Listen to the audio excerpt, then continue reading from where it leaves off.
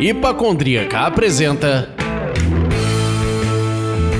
Surra de Lúpulo. Oi, pessoal. Bom dia, boa tarde, boa noite. Eu sou Ludmila, mais conhecida no Instagram como Hipacondríaca. E no programa de hoje teremos Silene Saurim, engenheira de alimentos, mestre cervejeira, sommelier de cervejas. E se eu continuar falando o currículo dela, o programa é só sobre isso. Silene, dá um alô pro pessoal. Olá, pessoal. Muito obrigada pelo convite e muito obrigada pela audiência. Oi, Silene. Oi, pessoal. E eu sou o Leandro, mas hoje podem me chamar do Padawan dessas Jedis do mercado que estão aqui. E ó, Marcelo, essa é pra você, Marcelo. E eu queria saber, Silene, o que você tá bebendo por aí? Eu tô numa Colorado Ribeirão Lager. É uma cerveja extremamente refrescante, boa para esse início de verão e com alguns predicados que me parecem muito curiosos e interessantes para quem gosta de cervejas e inclusive do descomplicado das cervejas. Ela tem um toque de lúpulo interessante, não é muito rebuscado em lúpulo, não é complexa. Ela é muito honesta na proposta que entrega e muito acessível, muito fácil de consumo do ponto de vista sensorial e do ponto de vista de prateleira, de dinheiro no bolso. E é uma homenagem a esse início de verão e às cervejas que são cervejas para todos. É uma de inúmeras cervejas possíveis que apresentam personalidade, exuberância de lúpulo, exuberâncias que os lúpulos trazem em estilos como o IPA. E nesse caso poderia ser comentado como uma hop lager, ou seja, uma cerveja que não chega a ser uma India Pale Lager, mas não chega a ter essa potência de lúpulo, nariz e boca, mas já vai pelo caminho e já faz uma iniciação bem interessante para as pessoas que curtem experimentar cerveja. Adorei. E você, Lud? Eu tô bebendo aqui para matar um pouco a saudade, uma cervejaria colaborativa do Brioteco, que é um bar aqui do Rio de Janeiro, com a cervejaria Duas Cabeças, que é original do Rio de Janeiro, mas que hoje está produzindo em São Paulo, chamado Batida de Maracujá. Ela é uma New England APA, com maracujá e baunilha, e eu vou te falar, deliciosa, leve, é um carinho na boca, sinceramente. Que delícia. É quase um coquetel, não é não? A propósito. Exato. Ela brinca um pouco com as experiências que a coquetelaria muitas vezes no balcão apresenta. Com certeza. E Padawan dessas Jedis do mercado cervejeiro, o que o senhor está bebendo em sua residência que diz que ia me surpreender? Olha só, Lud, vocês conseguiram. Você e o Pedro. Eu estou bebendo uma sour. Eu estou bebendo... Muito bom. Porque você não é muito das acidez, é isso? Você desaprender o que aprendeu precisa. Eu não gostava de sour, não batia. Eu já tinha bebido várias sours e nenhuma tinha me encantado. E a Lud falava, vai devagar, vai bebendo, você vai formando o paladar. Aí o Pedro, da Laje, virou e falou assim, ó, eu vou te mandar 3 sours, você vai beber na ordem que eu vou te indicar. E aí ele mandou uma escalinha, uma escada. E aí já era. Aí hoje eu não tô bebendo uma da Laje, eu tô bebendo uma Motim, que há muito tempo eu bebia Motim.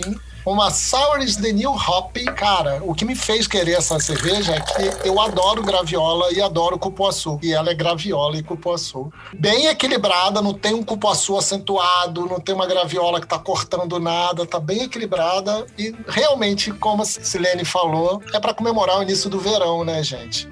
Exato. Esse calor infernal que tá aqui no Rio de Janeiro, ela tá descendo bem.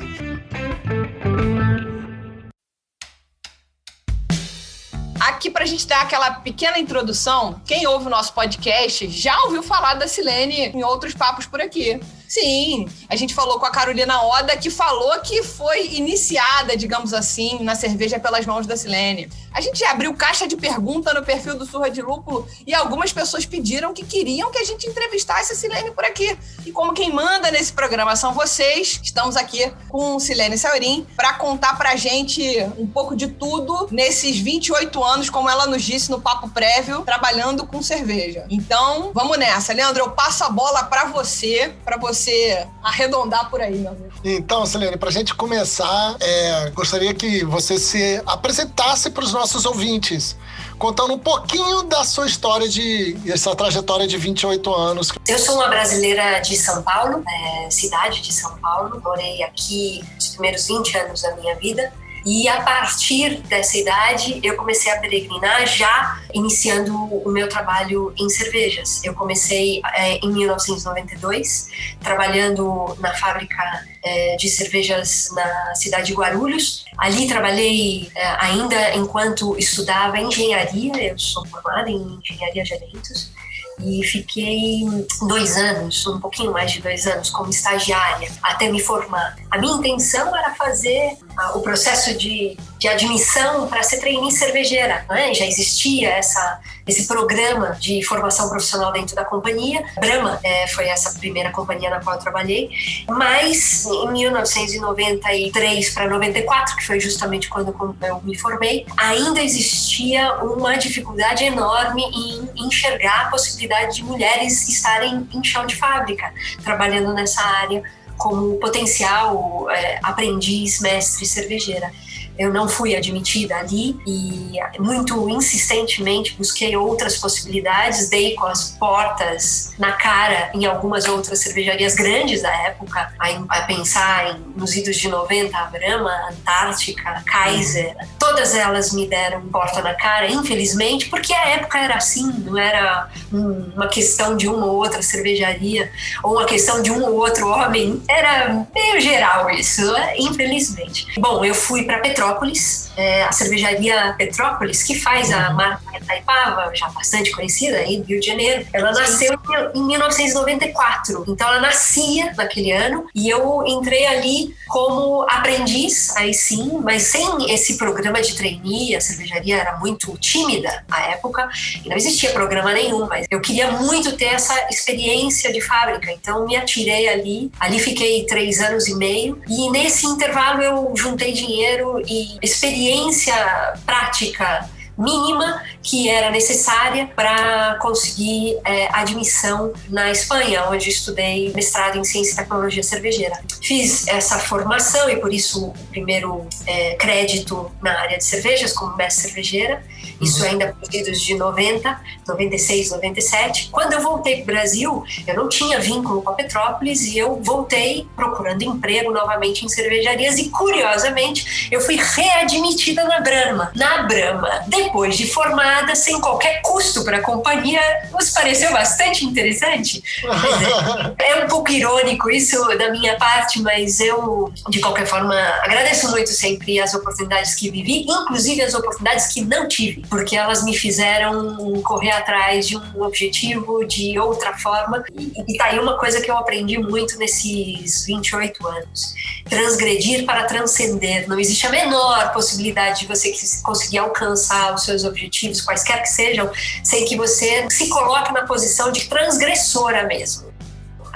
Tá achando que aqui mulheres não podem trabalhar, pois é aqui que eu quero trabalhar e vou trabalhar, e vou mostrar para você que vai dar tudo certo. E assim foi, ao longo desse período, eu saí da Brahma, fui para a Antártica, tempos depois, uma oportunidade de trabalho muito interessante. E tempos depois aconteceu a fusão entre Brahma e Antártica, Ambev. Aconteceu a Ambev, eu continuei na companhia, cresci dentro da companhia em meio a um projeto de fusão. A gente tinha projetos espelho em várias áreas, espelhando boas práticas de produto e processo de cervejas, por exemplo. Eu estava justamente nessa equipe e a gente espelhava as boas práticas e as melhores práticas, melhor dizendo, da Antártica e da Brahma e juntamos tudo num plano único da nova companhia. Isso me fez crescer tecnicamente muitíssimo e depois eu fui para a área de pesquisa e desenvolvimento da Ambev. A Ambev se formava como a maior companhia de bebidas da América Latina e eu estava dentro do núcleo de pesquisa e desenvolvimento e talvez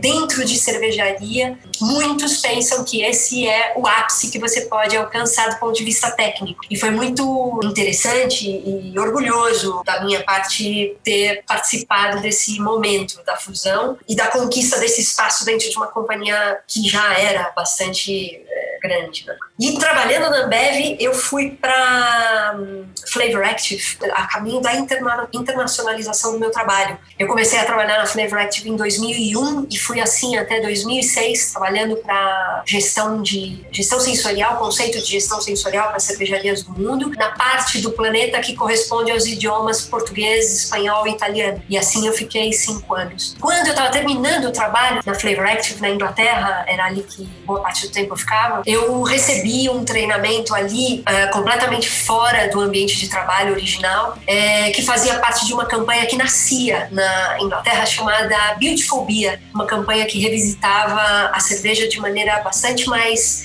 sensível e convidava ingleses a enxergar a bebida com completamente outra imagem e percepção de valor. E a Beautiful Beer foi uma campanha na qual eu trabalhei como voluntária. Pois bem, nessa de entrar como voluntária, eu participava de bastidores em pesquisa de comportamento de consumo, nos pubs, e com algumas palestras nas quais eu trabalhava na apresentação de bastidor, na preparação para que o palestrante pudesse fazer o seu trabalho. E nisso eu aprendi muito e foi uma prévia formação de sommelieria que eu tive. Não era uma formação oficial ainda, o Beautiful Beer não tinha essa formação oficial, mas foi ali que eu tive uma entrada. Voltei para o Brasil com muita intenção de explorar isso. Saí da Flavor Active, abri o meu próprio negócio, digamos, negócio de consultoria para pulsar gestão sensorial, que era um tema em parceria com a Flavor Active que eu queria fazer aqui no Brasil, mas também começar a alçar voo nessa esfera gastronômica como sommelier de cervejas,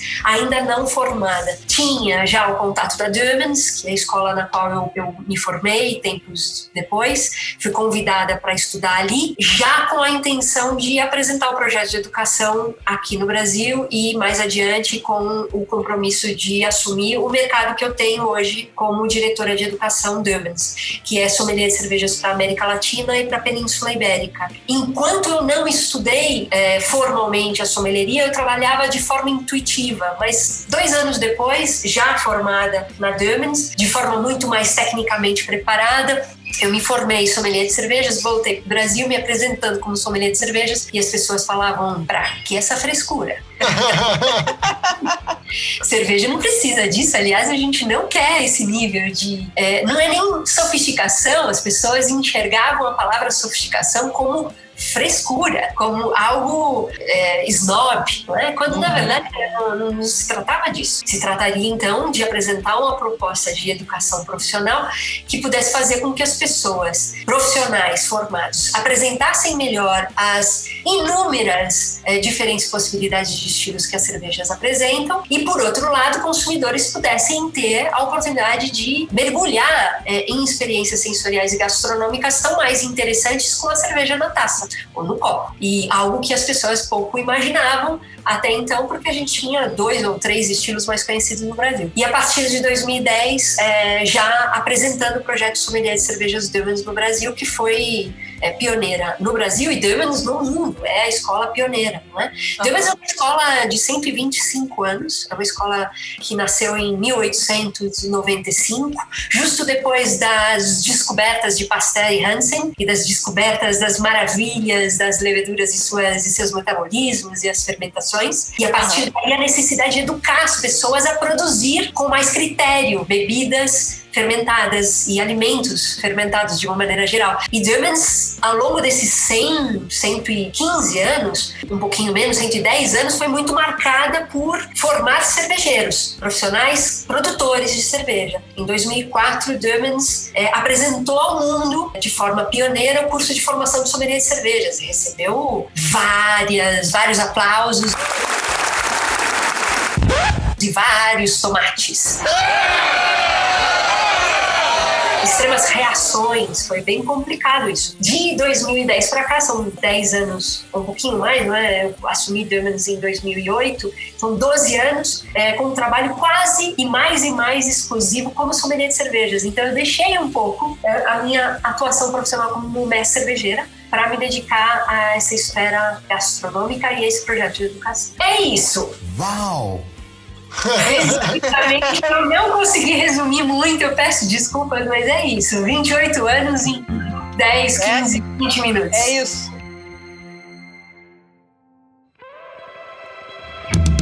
Eu assisti no YouTube o Inspira.move, né? Movie, que você apresenta. Eu fiquei babando muito quando você fala sobre a divisão da produção do vinho. Quando você fala do afresco, um afresco segurando o vinho e depois o Rembrandt segurando a cerveja. Enfim, aí você fala do terroir, que é um negócio que a gente tem tentado conversar um pouco no início do ano passado. Eu estive no Vale dos Vinhedos e aí falamos muito de terroir lá. Né? Você conhece os vinhos e tudo mais, a uva que tá nascendo ali. Então eu queria que a gente falasse um pouco, você contasse um pouco dessa história especificamente, porque acho que é legal pensar nisso. Por que no sul produziam o vinho e no norte produziam a cerveja? Enfim, pra gente falar um pouco sobre terroir. Eu acho que é legal, assim, as pessoas saberem disso. Claro. Bom, primeiro, convidados a... Sei que o Ludi já assistiu, mas se tiverem interesse, tá disponível no YouTube. Inspira Brasil, inspira.move, como você comentou, e coloca meu nome como palavra-chave dentro da busca e rapidamente consegue ver, são 20 minutos ou um pouquinho mais que isso. É interessante, uma maneira interessante de enxergar essa minha trajetória com um olhar que é justamente o que você me pede agora. Eu estava numa viagem há um tempo atrás e estava justamente nessa fase de transição da minha formação mais técnica cartesiana como mestre cervejeira para essa minha mais recente, mas não tão nova, formação como sommelier de cervejas, que é humanista. Pede muito mais filosofia, psicologia, né, humana. E eu estava numa viagem buscando referências estéticas que pudessem me ajudar a criar argumentações de percepção de valor maiores às cervejas. Da mesma forma que muitas vezes profissionais dos vinhos buscam e conseguem, porque existem muitas referências de vinhos na pintura, na escultura, bom, em diferentes formas de expressão humana, de uma maneira geral. Além da própria gastronomia, que é outra forma de expressão artística humana, e onde o vinho se vê muito frequentemente explorado de maneira muito inteligente, muito sensível. A cerveja não tanto, e eu queria fazer essas aproximações por diferentes formas de expressão de arte humana. E aí eu fui para Viena, achei esse tal afresco. Eu estava num concerto de Mozart e era num antigo monastério onde Mozart, por alguns meses, se abrigou, né, e estudou. Então ali eu ouvi o concerto e o afresco, um dos afrescos que se colocava naquele espaço de câmara, era um anjo ou qualquer coisa que o valha, eu não me lembro bem agora a foto, mas eu tenho foto disso, tá lá, né, nesse vídeo, mostrando de um lado anjinhos com uvas e do outro lado anjinhos com cereais. Eu falei, de fato, não tem absolutamente nada que coloque uma em relação à outra em segundo plano. Os anjinhos estão segurando tudo o que nos alimenta há mais de 10 mil anos, né? De maneira assímita a essas bebidas, que são as duas mais populares bebidas alcoólicas mais antigas do mundo, né? Cervejas, vinhos e hidroméis. Desses 3, cervejas e vinhos são as mais populares. E realmente não existe nenhuma diferença, nasceram mais ou menos na mesma época, sobre os mesmos estímulos, não é, da Revolução Agrícola e tudo mais. E quando eu vi aqueles afrescos, eu falei, eu vou começar a fazer uma pesquisa muito mais profunda de quadros. Através das pinturas, eu queria buscar referências contemporâneas de pintores bastante icônicos em diferentes momentos da pintura, então desde do barroco até o renascentismo e o modernismo ou a pintura contemporânea, e que pudessem nos trazer paralelos. Bom, existem vários, e eu estou fazendo essa pesquisa de lá para cá, são anos a fio, eu ainda estou nessa mergulho, e tem muita coisa, tem muitos paralelos. Em algum momento eu quero poder apresentar de maneira mais contundente para vocês. Só que uma delas me fez pensar de maneira muito evidente, porque são 2 realmente icônicos pintores barrocos, conhecidos pelo grande público no mundo. E de um lado, Rembrandt, na Holanda, pintando a si próprio e a sua esposa num clássico autorretrato. E numa delas ele tem uma taça erguida, tá abraçando, o outro braço tá abraçando a esposa, feliz da vida, com um sorrisão. Mas essa cerveja deve estar muito boa. E é cerveja por várias razões. Você vê o quadro, você percebe que é cerveja. Tem espuma, tem uma cor típica. Na região dos Flandres, ali, entre norte da Bélgica e Holanda, fronteira com a Holanda, era uma cerveja típica em meados do século XVII, 1640, 50, que é mais ou menos esse quadro. Então, meados do século XVII, a gente tinha Rembrandt no norte e Velázquez no sul. Diego Velázquez é igualmente um importante pintor barroco, assim como Rembrandt, que ao invés de pintar a si mesmo com uma cerveja erguida, ele pintava Baco, que é o deus do vinho, e seus bêbados e suas uvas e suas taças. E aí, claramente, você vê essa diferença nenhuma entre a importância de uma e outra bebida. E aonde está a diferença no final das contas? Está no fato de Rembrandt estar ao norte da Europa e Velázquez está ao sul da Europa. Rembrandt é holandês e Velázquez é espanhol. E suas pinturas passearam e permearam por ali, naquelas regiões. E o que eles faziam, basicamente, como muitos outros artistas da época, entre outras formas de expressão, simplesmente demonstravam, expressavam com os seus cotidianos. Então, o que eles faziam era pintar o que eles comiam, e o que eles bebiam, e o que os faziam felizes. Bom, quando você extrapola para outras formas de expressão, música, literatura, você consegue encontrar exatamente essa mesma proposta e equidistância. Ocorre que a gente tem uma percepção de valor muito diferente. Os vinhos estão lá em cima e as cervejas ainda com estigmas enormes.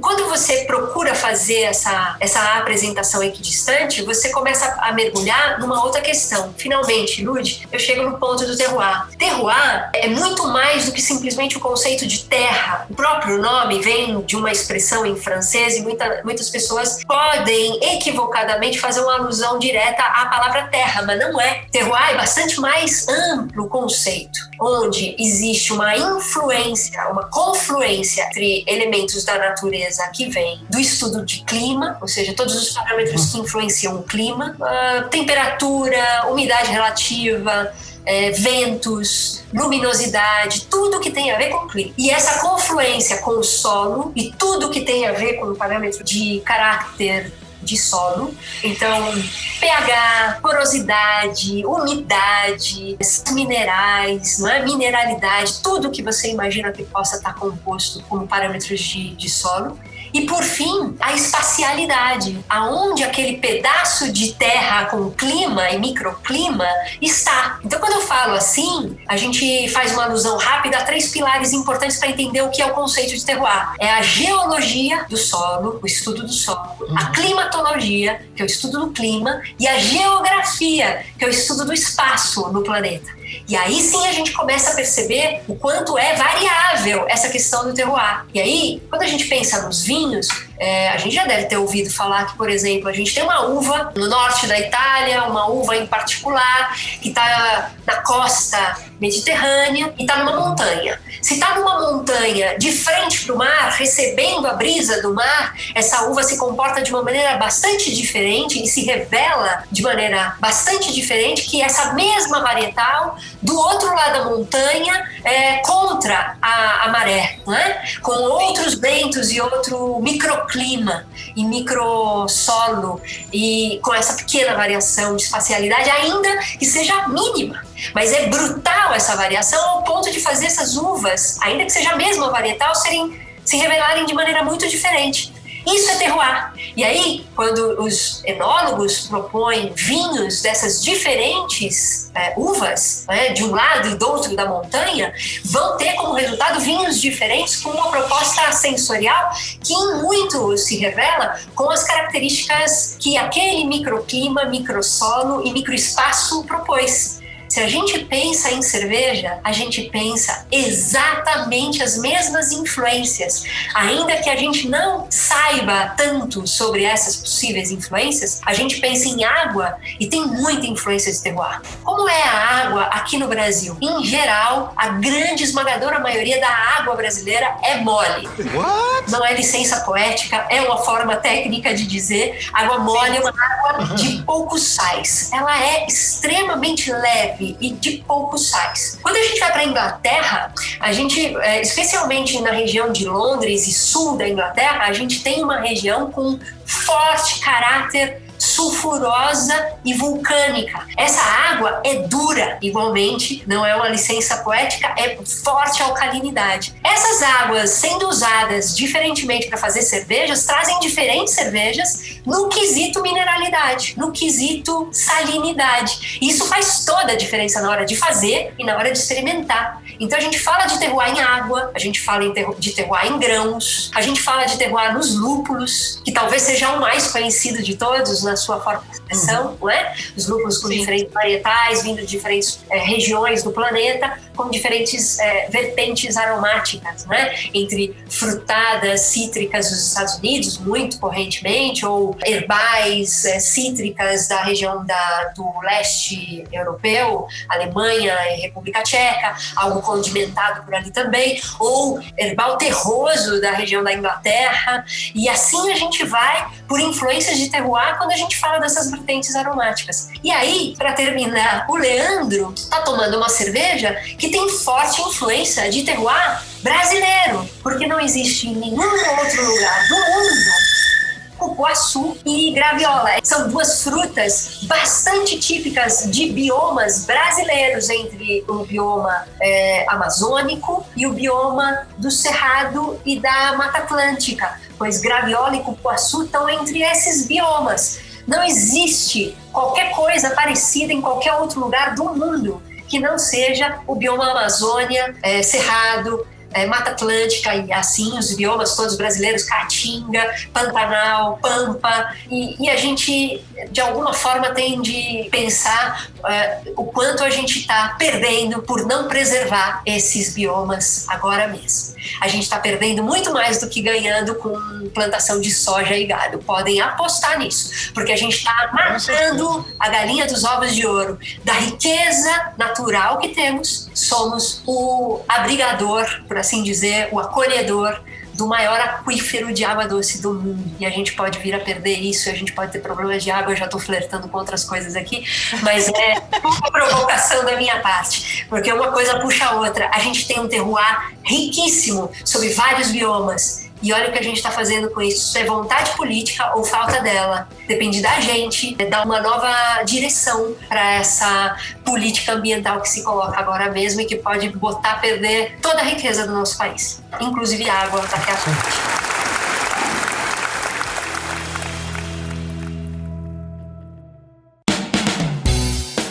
Vou pegar esse gancho que você levantou, que eu achei muito legal, e queria falar um pouco de insumos cervejeiros. A gente tá falando de água. E aí, a gente, no primeiro programa desse ano, a gente teve a participação com as pessoas desejando o que eles queriam para 2021. E muitos falaram sobre os preços dos insumos cervejeiros e, consequentemente, o preço final da cerveja. E aí, a gente queria falar um pouco sobre essa crise ambiental que você acabou de puxar o gancho. Produção de lúpulo fora do Brasil e dentro do Brasil. Assim, a gente conversou com o Paulo, lá de Tocantins, que está produzindo lúpulo no Tocantins. A gente conhece o projeto da Ambev, que está produzindo lúpulo aqui no Brasil. Tem a Serra da Mantiqueira, que é pioneira nesse desbravamento de varietais que vingam em terras brasileiras, né? O trabalho na Serra da Mantiqueira, ele vem desde 2014, 2015, e é um trabalho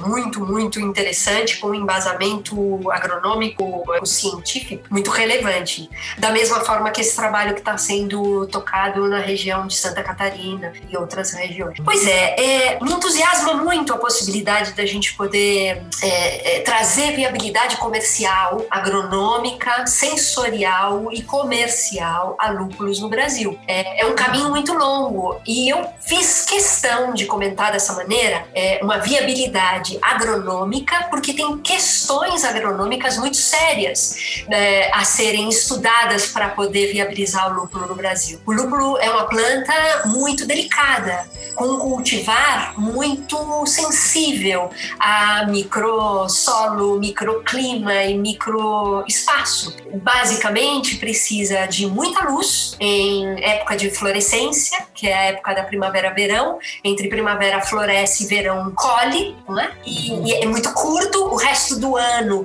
não floresce normalmente, é só primavera, verão mesmo que vinga. E o lúpulo, como plantação, do ponto de vista do agrônomo, do agricultor, ele não é muito, digamos, versátil, porque você não consegue plantar lúpulo durante a primavera, verão e depois plantar outra coisa naquela mesma terra, porque do ponto de vista estrutural, aquelas terras precisam estar todas armadas com estruturas aramadas, arames imensos, para conseguir estruturar. Quem tem curiosidade de ver as plantações de lúpulo, vê aquelas trepadeiras imensas, altas, que chegam a alcançar 7 metros de altura. Você precisa de estruturas físicas aramadas para conseguir ganhar esse crescimento para o alto, né? Esse crescimento vertical. Então, um agricultor que se propõe a plantar lúpulo tem que plantar lúpulo para o ano todo. Ele não consegue usar aquela terra para outras coisas na entre safra do lúpulo. Já começa caro por aí. Para o agricultor é muito complicado. Do ponto de vista agronômico, então, já é bastante complicado. E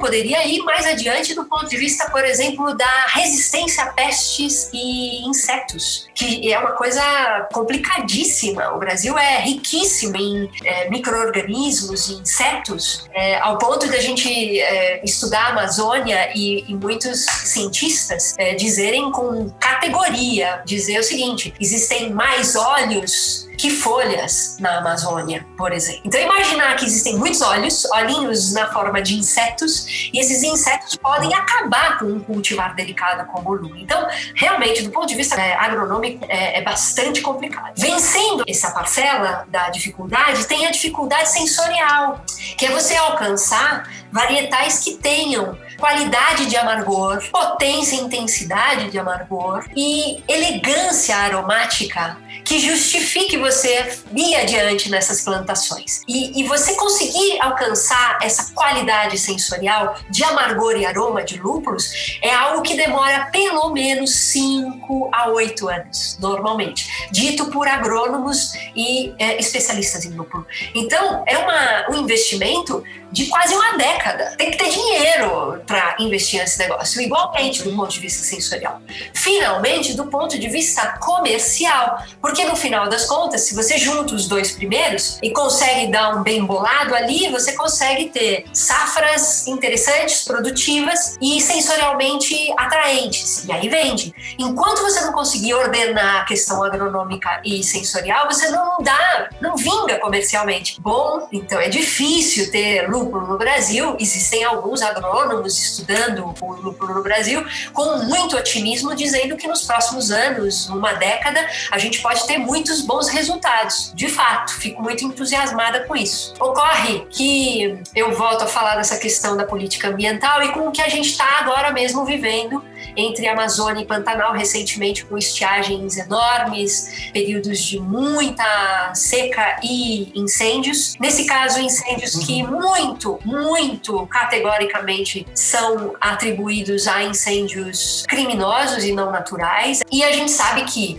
desmatando tudo aquilo, existe toda uma cadeia de mecanismos de chuva que se cortam, que se quebram a partir das queimadas na região amazônica especialmente.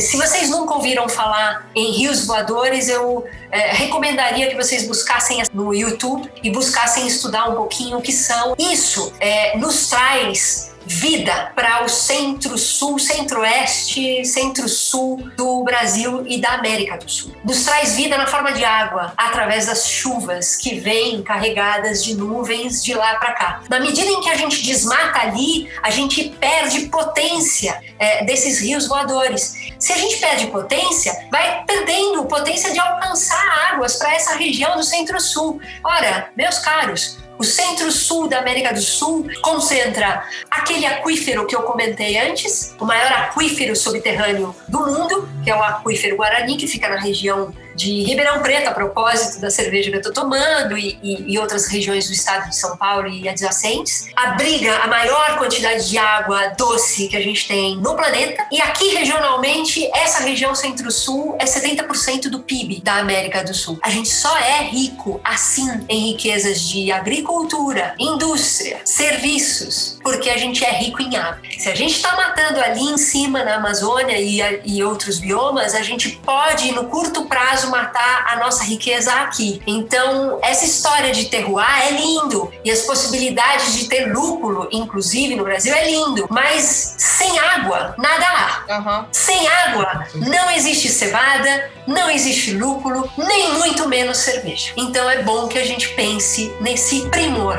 Agora o assunto ficou sério. Agora ficou bem sério. Ficou bem sério. É possível, de alguma maneira, se a gente evoluir na questão dos insumos, vamos fazer de conta que tá tudo bem, porque a gente precisa almejar alguma coisa positiva nesse país. Claro.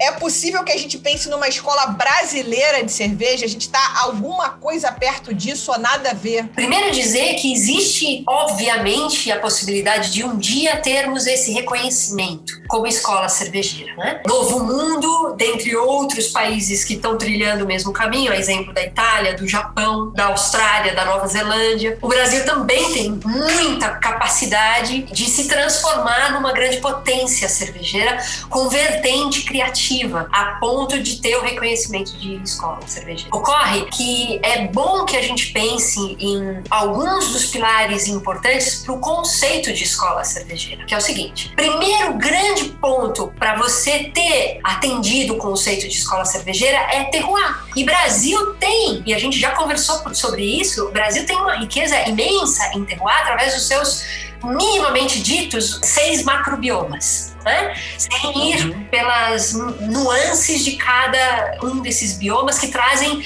microbiomas dentro do macrobioma. O Brasil tem um terroir. Terroir é importante como o primeiro grande pilar na possibilidade de escola cervejeira, porque terroir traz autenticidade, traz exclusividade, traz algo que nenhum outro país ou região do mundo poderia trazer. O Brasil tem isso. Ocorre que, para você trazer o terroir à tona, você precisa entender o terroir. Entende? Você precisa conhecer o terroir. Quantos de nós conhecemos toda a riqueza do bioma amazônico, por exemplo? Sabemos nós tudo o que a Amazônia nos oferece? Não. Para a gente entender ou ter a chance de estudar minimamente tudo que a Amazônia, por exemplo, com o bioma nos poderia oferecer, a gente teria, como muitos cozinheiros brasileiros que despontam com cozinha brasileira no mundo apresentando o terroir brasileiro, fizeram, que é mergulhar nas tribos indígenas e fazer aulas de vida prática com os indígenas,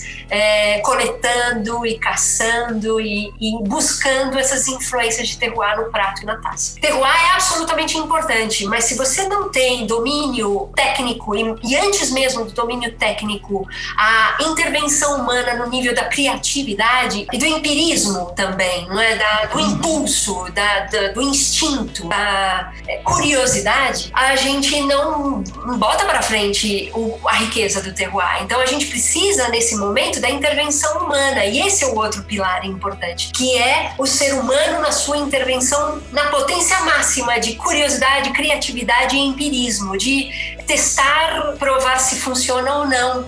O empirismo está no tentativa e erro. Às vezes você está na pura intuição, mas você vai lá e tenta. E às vezes dá certo, às vezes dá catastroficamente o resultado, mas às vezes dá certo. Então é um pouco isso, e a intervenção humana nesse nível intuitivo, curioso, empírico e criativo. Só que isso, ainda com a intervenção humana, não basta. Então eu estou agora avançando para um terceiro pilar, que é o pilar do domínio técnico, que é você ter essa expressão muito aguçada como ser humano, mas ter noção do que você está fazendo. E aí você joga fora o empirismo, que foi interessante num primeiro momento, e coloca muita técnica num segundo momento. Nossa. E aí você começa a fazer o que muitos alcançam depois de fazer muitos lotes de cerveja com erros, até acertar e equilibrar o uso de frutas como essas, cupuaçu, graviola e tantas outras frutas,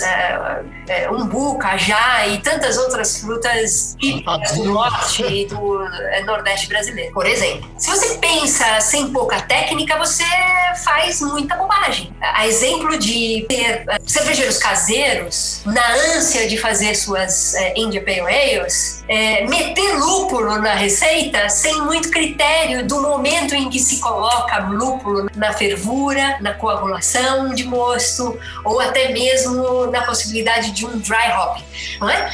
Eu estou falando de processo e introdução de lúpulo em diferentes fases do processo, e estou falando de uma coisa muito técnica e que inspira muito critério na hora de eleger em que momento eu quero usar aquela varietal para entregar aquilo que ela melhor oferece na cerveja. Se você usar errado aquela varietal dentro do processo, você está jogando dinheiro fora e está perdendo a oportunidade de mostrar aquele lúpulo da sua melhor forma.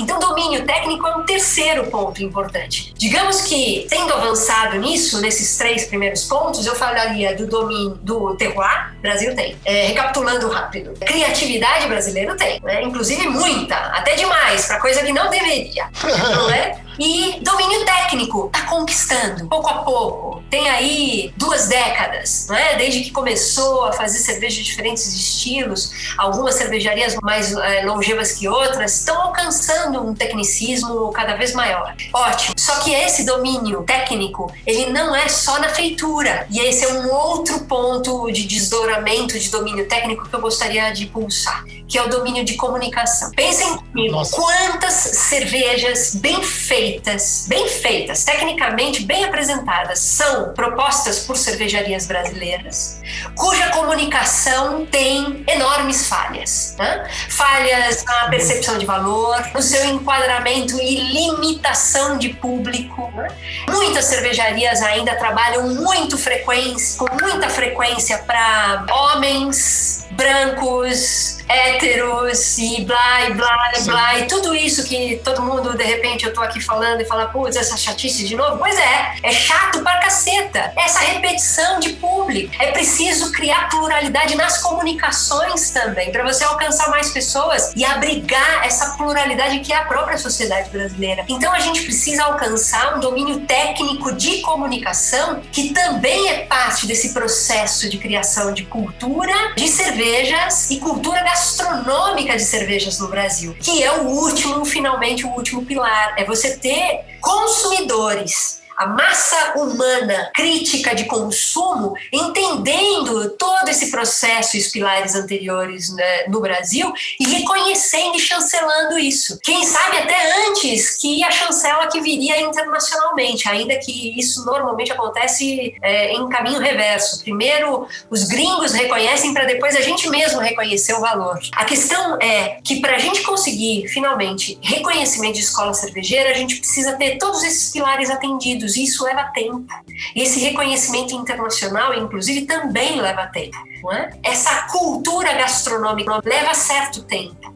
E esse tempo, talvez hoje, seja na velocidade do digital, o que é muito bom, porque pode demorar muito menos que os 500 anos da escola cervejeira alemã com sua ortodoxia. Quando a gente vai para a Bélgica, a gente pensa numa cultura e filosofia cervejeira diferente e diametralmente oposta, com toda a inventividade possível. A gente está justamente nessa possibilidade mais a filosofia belga, que é a filosofia alemã, se a gente pensa no Brasil nas possibilidades inúmeras com o nosso terroir. Mas a gente precisa alcançar isso, e talvez não precise dos 500 anos que a Alemanha, por exemplo, durou para conquistar.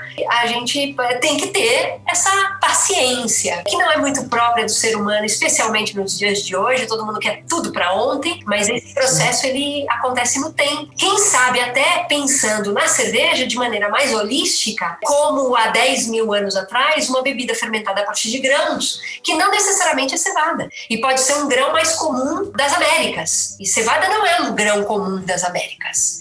Um grão mais comum das Américas é milho, o arroz. Enfim, existe essa grande possibilidade de escola cervejeira e pode ser até que a gente vingue muito rápido porque a gente está na era digital. Mas até mesmo para isso a gente vai precisar de tempo e precisa cumprir esses pilares que tem a ver com o que a natureza nos oferece e o que nós, seres humanos, fazemos nessa interferência. Interferência humana com muita reverência, com muito cuidado, com muito respeito à natureza. Cara, uau!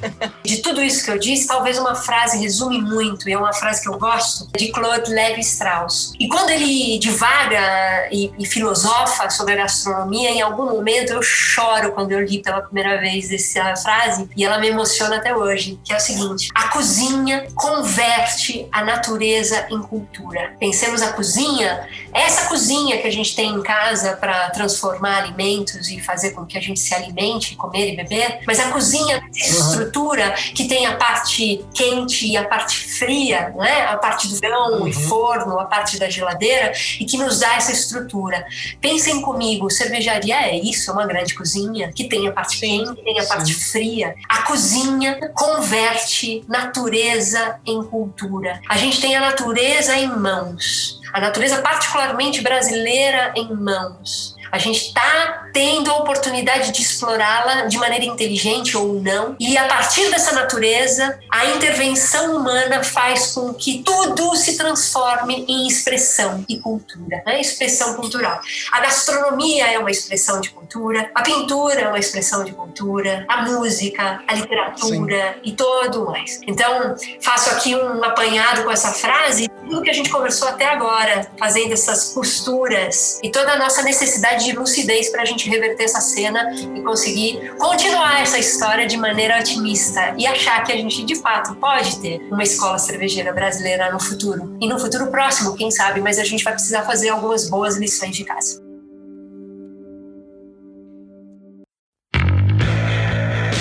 Silene, você falou e não consegui não associar a esses pilares que você trouxe a pintura. E foi engraçado porque você também trouxe essa comparação quando você falou do terroir, né? Quando você está lá no Inspira.mov. Não é muito diferente, né? Quando o pintor começa a estudar, ele precisa conhecer as técnicas, ele precisa conhecer os efeitos das tintas na tela, ele precisa entender as misturas de cores. Depois ele precisa experimentar e depois ele precisa dominar a técnica para fazer o que ele quiser. E aí, se for estudar Picasso, a gente chega no cubismo desta maneira, né? O Picasso estudou técnica, aprendeu, experimentou, e aí foi lá fazer uma assinatura que é própria e ninguém domina, e assim, é claro, criou um estilo próprio, não só ele, outros seguiram também esse estilo, mas é uma associação muito direta. Sim, Leandro, o que você traz, bom, eu particularmente sou fascinada por essas possibilidades de paralelismos, analogias, e aqui a gente poderia ficar com mais algumas quantas garrafas conversando. Eu comando esse assunto e essas possibilidades analógicas. O que você fala tem muito fundamento e é absolutamente no mesmo raciocínio de pilares, até o ponto do reconhecimento e com sorte, alguns desses nomes importantes da pintura, da música e tantos mais expressões de arte receberam reconhecimento antes mesmo de morrer. Picasso desfrutou e muito. Foi um homem extremamente importante dentro do seu ofício e conseguiu usufruir desse reconhecimento em vida, né? E esse é um processo que leva tempo. Eu estou dizendo isso porque é de fato uma coisa que leva tempo, às vezes uma vida inteira, a vida de um país, né? A estrutura e história de um país. O Brasil, frente ao velho mundo, o mundo é um bebê. Então é importante que a gente tenha essa noção do tempo. Outra questão rápida que você trouxe nessa analogia com a pintura, e que me lembro também, é uma analogia que eu costumo fazer com as filosofias cervejeiras antagônicas, diametralmente opostas, que eu disse antes, entre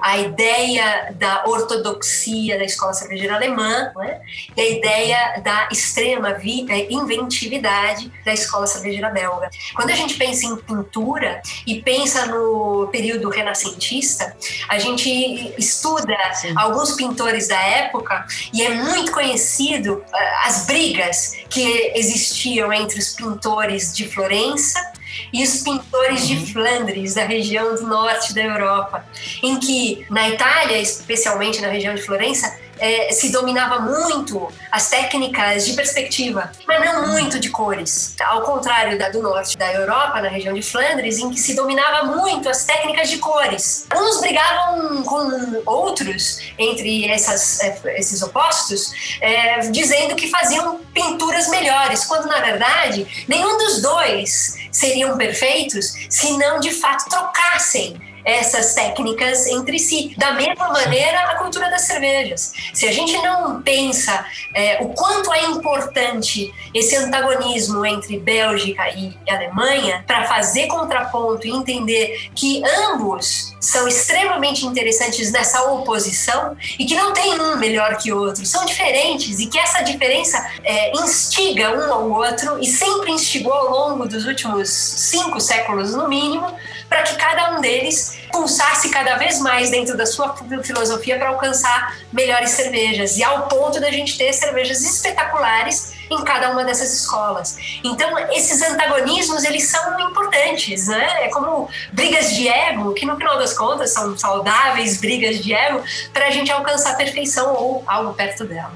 E aí eu tenho uma provocação para fazer sobre o futuro do mercado brasileiro, que a gente está falando tanto aqui, de escola cervejeira e tudo mais, e seguindo a analogia com a pintura que eu amo tanto, você falou dos 3 pilares, mas trouxe o 4º pilar, que é a comunicação. Qual é o risco que nós estamos nesse balanço aí e quais são os desafios que a gente tem para o futuro do mercado brasileiro para que esses 4 pilares estejam equilibrados e a gente não ganhe uma pecha de a vida dólares como Salvador Dalí recebeu a pecha, de estar muito voltado para a imagem e pouco para produto? Como é que a gente pode se preocupar realmente de estar equilibrando produto com a comunicação, com a imagem, que é uma coisa que vem se trabalhando bastante no mercado, né? Leandro, bom, primeiro dizer que você me revela a sua paixão por pintura. Eu acho que a gente tem isso em comum de cara, fora as cervejas, né? E eu gosto muito também dessa provocação com essa comparação que você fez com Dalí, mas acho injusta. Por Dalí. Por Dalí, eu sou um louco por Dalí.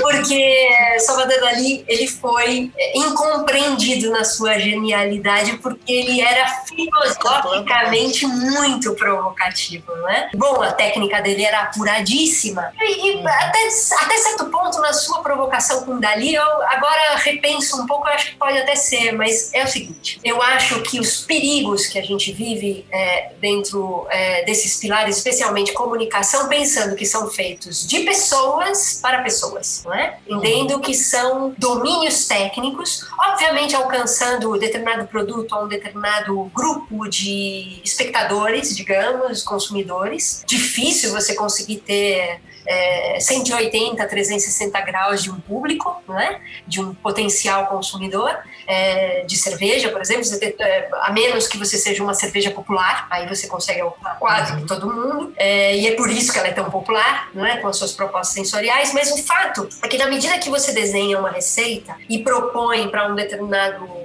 público, qualquer que seja ele, o que existe hoje ainda no Brasil é certa limitação na forma de comunicar, associando, por exemplo, quando de fato associamos cerveja com música, existem alguns gêneros musicais mais lembrados que outros. E pelas próprias cervejarias e comunicadores das cervejarias, esses gêneros musicais são mais buscados e mais explorados em detrimento de outros. E acho, para dar esse exemplo dessa maneira, um grande erro, porque você conseguiria alcançar de forma mais plural um público que gostaria de alcançar e se ver representado naquela cerveja com outras formas de alcance e comunicação, com outros gêneros musicais. E quando eu falo isso, eu não falo de marca, eu falo de categoria cerveja.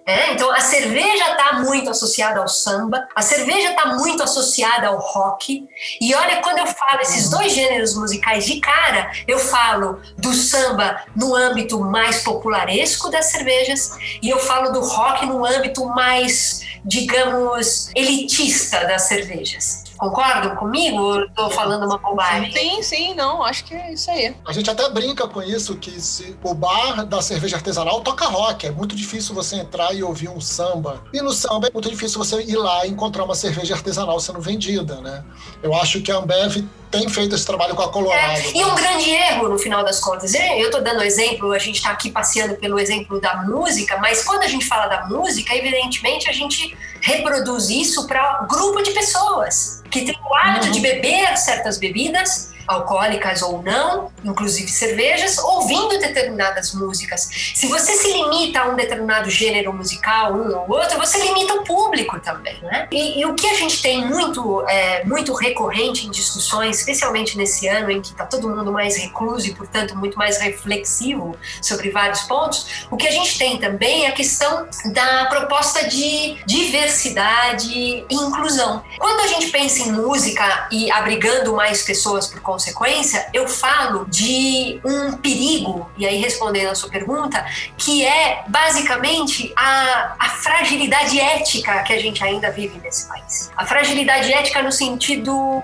de não mais além do político, porque se a gente entrar nesse meandro da política, a gente pode estar claramente justificando a fragilidade ética, mas eu falo da fragilidade ética do ponto de vista mercadológico, que é você pensar em grupos de potenciais consumidores que só não consomem porque não se sentem representados. E isso é muito evidente, especialmente no campo da cerveja, quando a gente ainda fala de mulheres, quando a gente fala de negros, quando a gente fala de pessoas das comunidades mais pobres, com cervejas de estilos variados.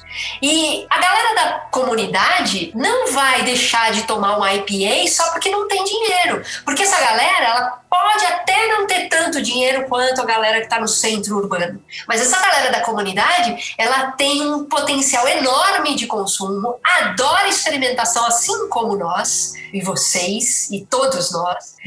Só não tem, talvez, a oportunidade de receber essa informação e receber uma informação muito interessante do ponto de vista da virada de chave, que é o seguinte, em algum momento da nossa vida, a informação vale mais que o volume. Então, um copo de cerveja, num estilo muito intrigante, muito diferente, muito revolucionário para sua boca e para sua experiência gastronômica, custou o mesmo que, sei lá, 3 latinhas, 4 latinhas ou garrafinhas. E você, em algum momento da vida, nessa virada da chave, fala: pois eu tô pagando por esse copo mais do que esses 4 volumes. A gente é um país que está envelhecendo a galope e a gente tem cada vez mais pessoas virando essa chave. E aí, como profissionais do mercado, a gente vai continuar a pensar em cervejas só para um grupo de pessoas que eventualmente tem mais dinheiro? Ou a gente vai conseguir alcançar e educar de maneira, falo de maneira muito respeitosa, a educação gastronômica. É aquela ideia do que a gente começou falando da sua acidez em boca, Leandro. É de apresentar outras formas de consumo, que não só no binômio salgado e doce.